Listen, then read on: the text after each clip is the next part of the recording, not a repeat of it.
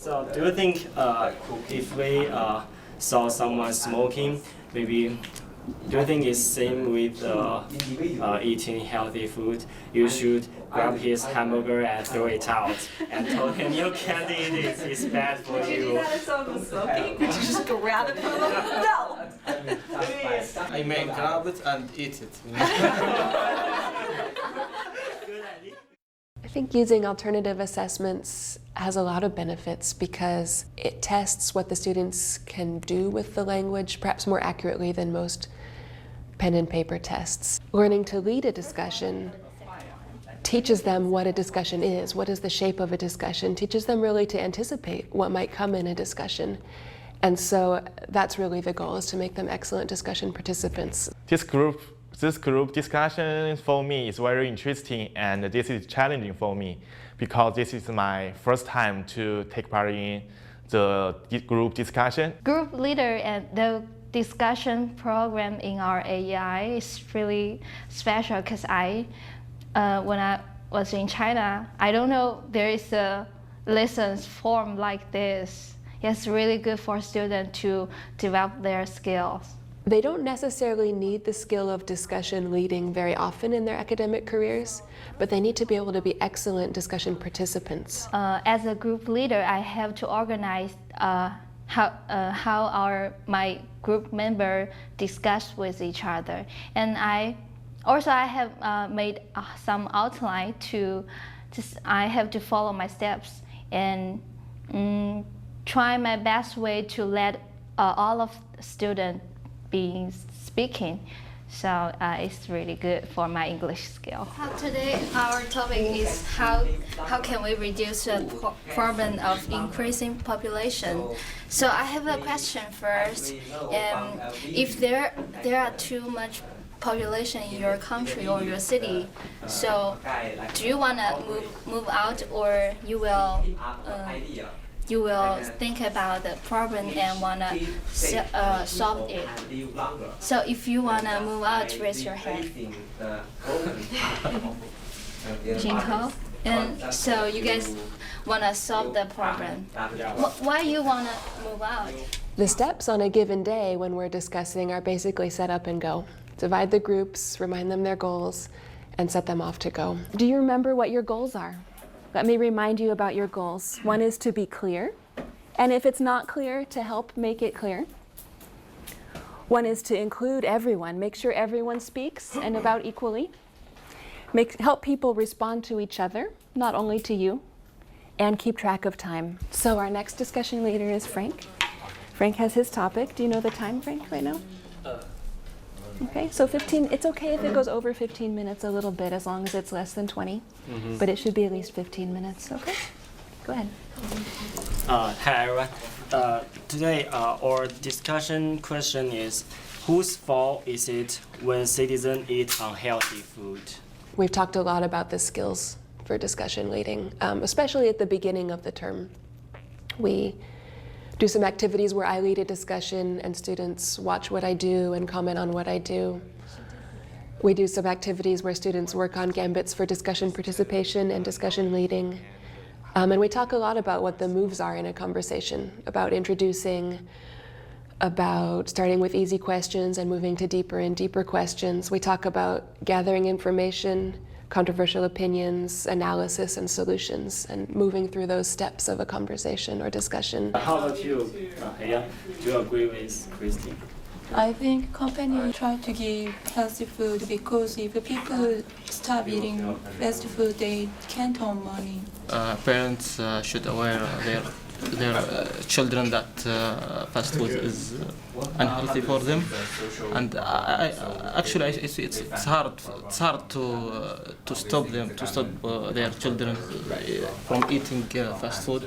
But they should tell their children this food is unhealthy for you, and you have to limit eating fast food. To tell them the truth.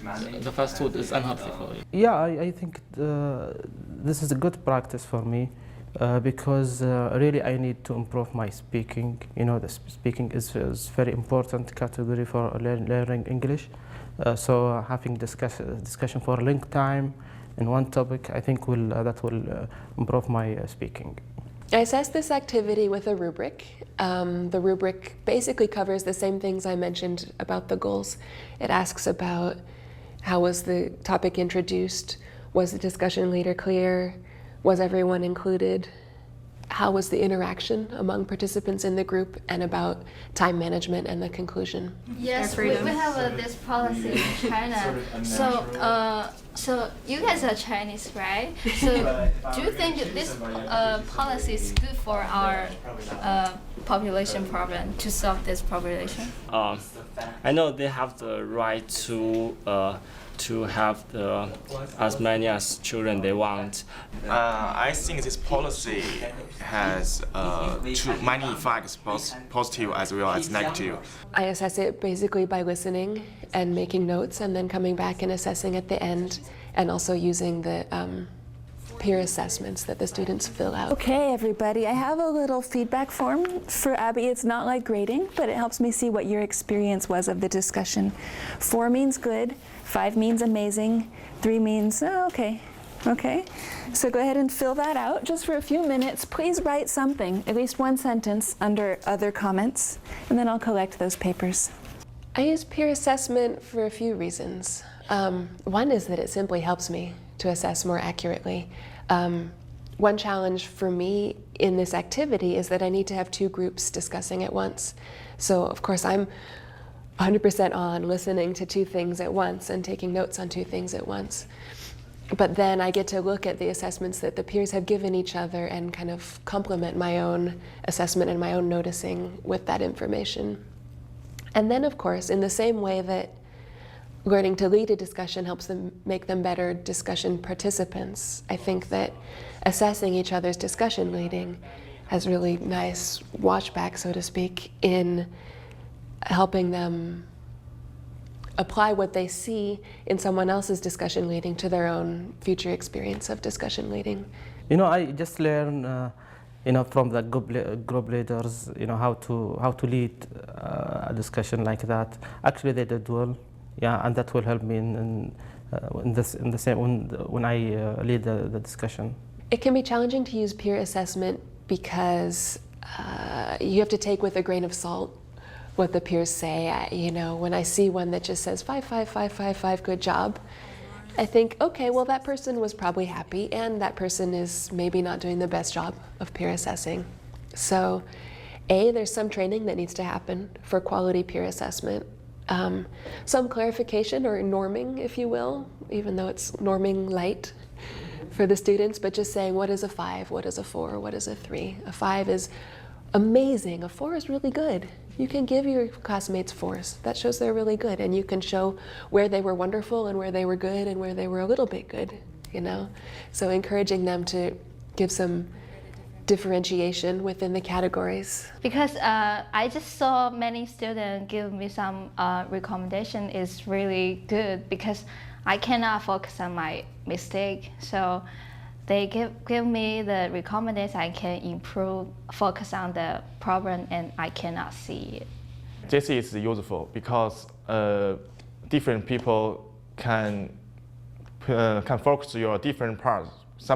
For example, my pronunciation is not good, so a lot of students tell me you should improve your pronunciation, and the other thing I should enrich my vocabulary.